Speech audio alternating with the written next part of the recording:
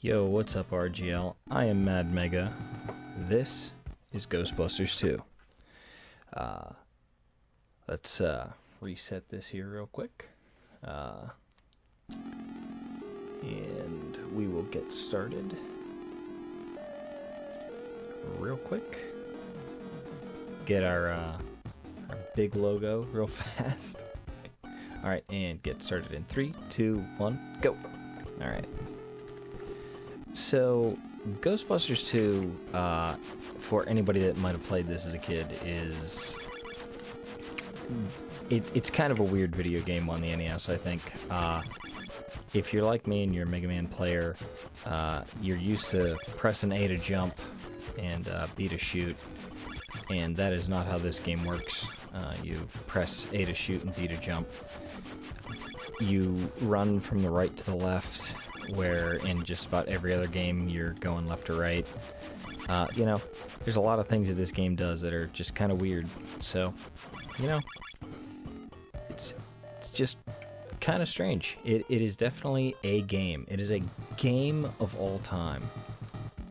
But it also doesn't really have any idea what it wants to be, right? And that's kind of why I love it. Like, this game is all kinds of different things, and you know, it's a little jumpy, shooty thing. Now it's a car driving sim. You know, we gotta shoot ghosts while we're driving a car. Like, it's a very eccentric game, and I love it. You know, so it's, you know, when you're a kid and you love the Ghostbusters, and this is the only Ghostbusters video game really that exists. You know, well, this is the one you play. There was another Ghostbusters 2 released in Japan, New Ghostbusters 2, that's actually a significantly, like, I would say, a little better looking game, a lot better looking game, probably more fun casually, but I have a soft spot for this one just because it's the one I had growing up, you know?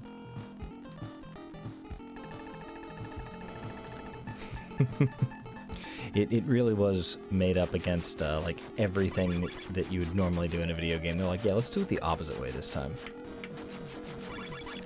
So, a little bit about the way the game works here is, you'll see that there's these green flying ghosts, these slimers. Those are just regular ghosts. They can slime you and do damage, or they can drop things on you. Usually it'll be slime that just kind of hits the ground and stops you, so you don't really take damage, but it just gets in the way. Those are big slimers. Our slime blower doesn't actually do anything to them, so in order to actually stop them, we have to throw a trap. Traps are thrown in this game with the start button, and that means that there is no pause. So if you start this game, you're committed. There's no getting out of it. This game, once you start, you're not stopping. So we're gonna try to catch one of those power-ups there real fast, just because. There we go. help us get through this area a little bit cleaner here. Jump. Jump.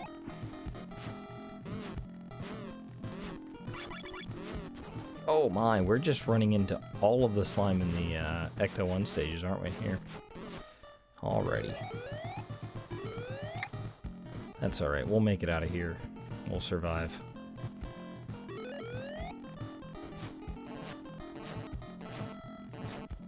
Sorry, I'm trying to focus. I'm a little low on life here, so I gotta be a little cautious, and now I think we'll be okay.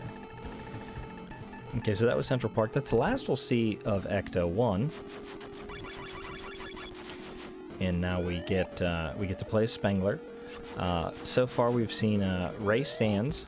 Oh, that happens. That one always gets me. That one's such a jerk. Gotta be careful. Those Slimers, because there's 4 of them, they can come at you and they can be a real problem. As you can see, my health is down to 1, so we're in a bit of a dangerous position here, so we gotta be a little cautious as we make our way through the subway. Which, you know, if you ever find yourself in an abandoned subway, you know, you should probably walk cautiously anyways, whether there are ghosts there or not. Because you never know. But so, we're, like I said, this game does all kinds of weird stuff. It doesn't really know what it wants to be, and here's another one where it doesn't know what it wants to be. We're gonna do some just sort of like wave clearing arcadey sort of things going on here as the Statue of Liberty. All while listening to a version of Higher and Higher by Jackie Wilson. You know, makes my toaster dance, you know, if anybody remembers. But so the way that this section works is there will be 2 waves. It'll go through one of each wave, and then it'll go through them a second time. And as long as I don't take damage, I'll unlock bonus stages where every time they'll drop down those bonus ghosts. So the logos, which are great, every 20 of those that you collect, you get an extra life. Unluckily for me, I have taken a lot of damage, so I have not been able to collect too many 1-ups yet, and that's gonna be a bit of a problem eventually here. But I think we'll be able to get out of it. Not too much trouble, because most of these next few stages here, we're on the second phase, the second loop through of these sets of enemies, but we should trigger a bonus round here, and we have another stage of Statue of Liberty immediately following this, where we'll try to trigger some more bonus stages as well, and hopefully we won't get unlucky where we did earlier. One of the worst things I would say about this particular stage is that occasionally you can be minding your own business, doing absolutely nothing wrong whatsoever, and the game can just throw a ghost at you that is in a position that you just can't dodge it. It's just gonna get you.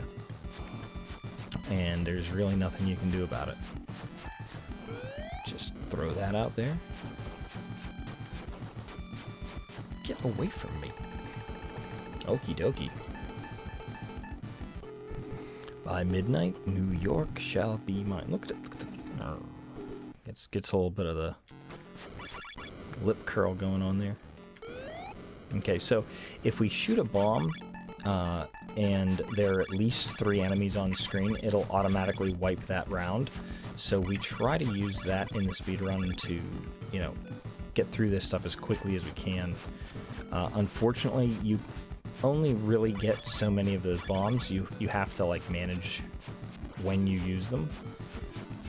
And there are a handful of locations that are much more advantageous than others, especially in this one, because there are a few places where you'll see invisible waves of enemies, and those are really difficult to fight because you can't see them. It's hard to fight what you can't see.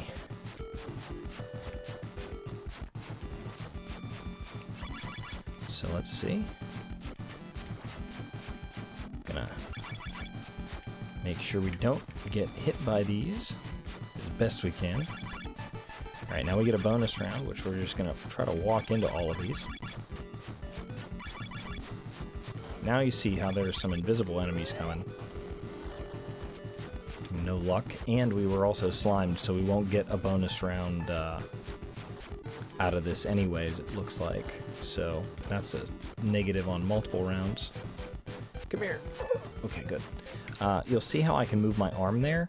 I can't always move my arm. If I don't shoot the torch as it flies across the screen there, I won't be able to aim, and I can only shoot straight up into the air. And sometimes that makes it real hard to catch some of these power-ups. Also, if you take damage, you lose the ability to aim. So it's in our best interest to not get hit here as best we can. Whew. Scary room. That should clear that out.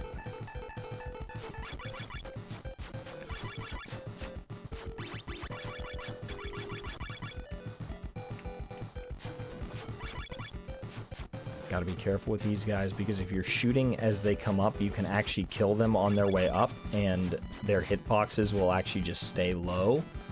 And when their hitboxes appear, they'll be over top of the Statue of Liberty and they'll hurt you. So that's not fun. I should probably take the opportunity, because we're nearing the end of this game here. We've got a few more stages, but they go quick, hopefully. And what I want to say is thank you again to RGLtv for putting this wonderful event on. I always appreciate getting to show this game off. They are they seem to enjoy letting me play this for y'all, and I love getting the opportunity to do so. Be sure to donate. RandomX is a great organization, and everything that's donated goes directly to feeding the kids, so it's for a good cause. So, and now, like I said, we're just about to the end. I was hoping to have a bomb here, and we could wipe this screen real fast and be out of here, but no such luck. Just get rid of him, and there we go. That should be one last guy here, huh? Or maybe two last guys, who knows? There we are. It is the longest section of the game. In fact, in the speedrun, if you do everything correctly, you're probably going to spend more time there than you will almost in everything else combined. So earlier in the marathon, I ran Mega Man 6, and because there are so many bosses in that game, I elected to run another game that has no bosses at all. There are no bosses in this game. There are only just a few more stages here. Right now I'm Raymond Stans, and we are trying to get through to the end of this stage, and we're going to have to do this 4 times, actually. 3 more after this one. And we should be able to. Got a little sloppy here with some of these moving corporeal objects here, giving us a bit of trouble, but we should be all right here. Hopefully, fingers crossed. All right, so that's Ray. I have Winston. I'm gonna take it a little cautiously here, because we've already taken a few hits we probably didn't want to. In fact, we're going to catch a couple of these guys, because, you know, why not? That's what I say. Now, one of the things that's so great about this is, if you were a kid and you got here, right, and you're so excited because you're a big fan of the Ghostbusters, you love Ghostbusters, and you're playing this game, and you're like, man, it's really hard to see my Ghostbuster versus these things that are flying around, because everything's gray. It's all the same color.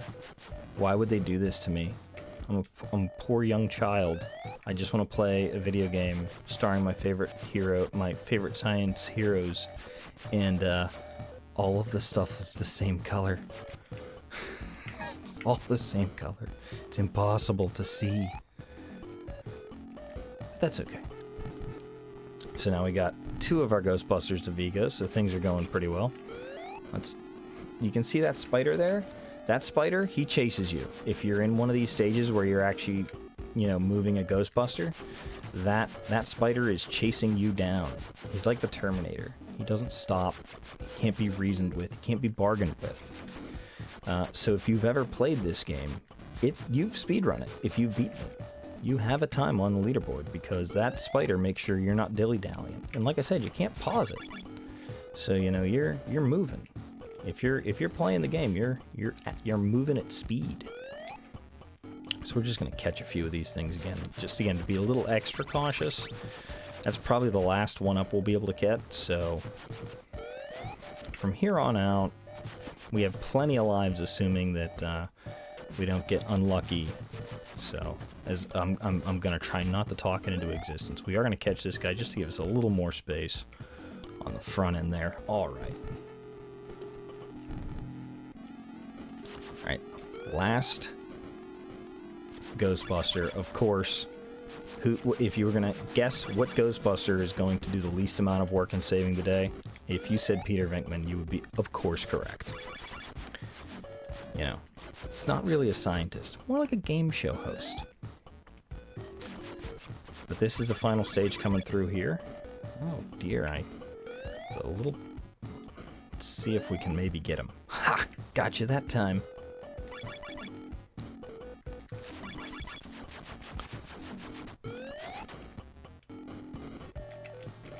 Woo! Dancing in between them. We're just gonna try to catch some of those because those ones are a little rough to get through. Nice, I did. I was not sure I was gonna get those. Just throw that down. Catch that. Let's grab these guys, and we're right at the very end now. So I just want to say thank you to everybody. Time is coming up right when I cross this last threshold, so we're getting there. This is time. We have defeated Vigo.